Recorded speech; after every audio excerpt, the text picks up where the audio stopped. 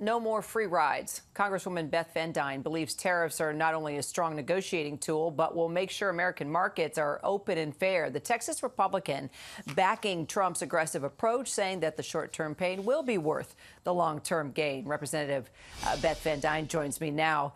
Good to see you, Congresswoman. You know, we all watched the markets take a nosedive this morning. Why do you think these tariffs are still a good idea? Look, I think it's going to be a little painful at the beginning. Of course it is. But if you're afraid to make an incision, you'll never have life-saving surgery. I get it. Markets do not like uncertainty, and that's what we have right now. But I want to keep in mind that these tariffs are part of a long-term, very complex strategy. It's not just looking at tariffs and making sure that we have free trade and fair trade, but it's also looking at a huge tax policy and how we can benefit American job creators. We're looking at deregulation, where we have seen American businesses that have absolutely been decimated in the last 4 years by regulation, making them non-competitive with the rest of the businesses around the world. We're also looking at unleashing American energy. This is all part of a long-term strategy. And while, in the short term there will be some recuperation going on, we absolutely need it for the long-term game of our country. We have been allowing this to happen for way too many years. All right, well, let's talk about that short-term pain. How long will that last?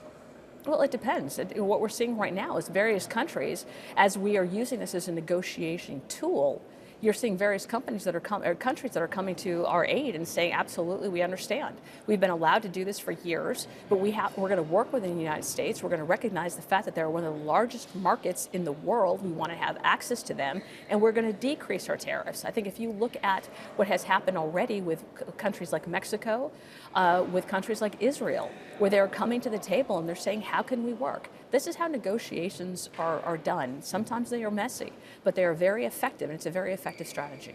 So let me ask you a question. You were mayor of Irving, Texas, home to big companies like the craft chain Michael's, 7-Eleven, even Chuck E. Cheese. They could soon be paying a lot more for their supplies. What do you say to those businesses that you know well in your state? Well, we also are, the home to Commercial Metals is in Irving, Texas, and we've worked with them for a number of years. Well, they have told us that tariffs that they are facing has been crippling the steel industry. And then again, during Trump's first administration, the tariffs that he had on steel resulted in 4,000 new American jobs, a decrease in costs in imports from China by 24%. Again, the long term has been beneficial to Americans and American job creators.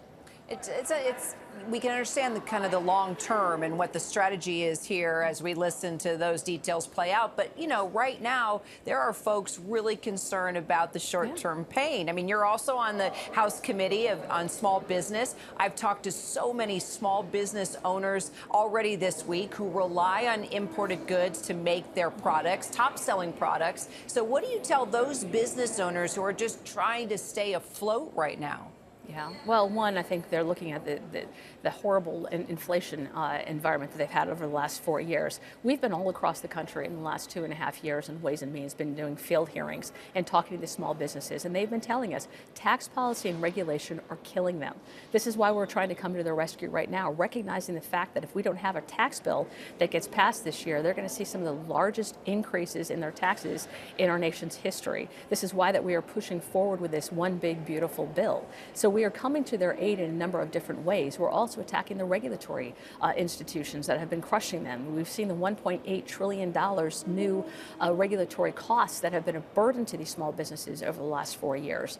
And they recognize the fact that this is not going to be easy, that rewriting the train back on the tracks has taken years to get off.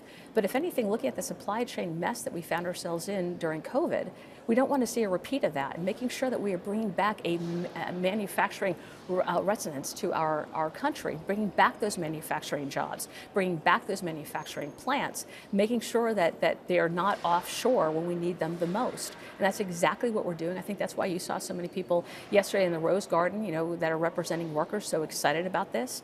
This is about American jobs, this is about American economy, and this is about American taxpayers. And I think you are seeing a president that is responding to that, and you are seeing a Congress that is wanting to work hand in glove with this administration to be able to produce those types of long-term effects for our American people. But what about the products that can't be produced here? Yeah. I think, again, this is a surgical instrument. Right now, we're saying on the reciprocity that these countries that have been charging us for, double digit, whether or not it's 100%, 89%, I think what you saw yesterday was it wasn't a reciprocal tariffs. They're willing to work with these countries. We still have ways that if we need to increase them because we're not getting the negotiating powers at the table, we have some wiggle room. But what we're telling these countries is enough of taking advantage of the American markets. We right now have a $1.3 trillion trade deficit, which means Americans are paying over $360 billion in tariffs while the U.S. takes in less than $80 billion.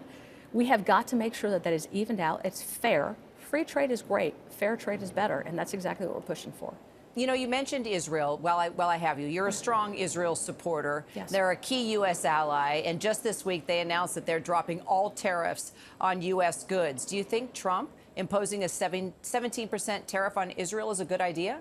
I think absolutely, but again, it's more than just that. When you look at our strategy and our relationship with some of our strongest allies across the country, how we work with them, the relationships that we have, the trust they have that we will be there when they need us, and we feel the same is important. And I think, with President Trump coming in and his relationship with Israel and his support, that plays a large part in it as well.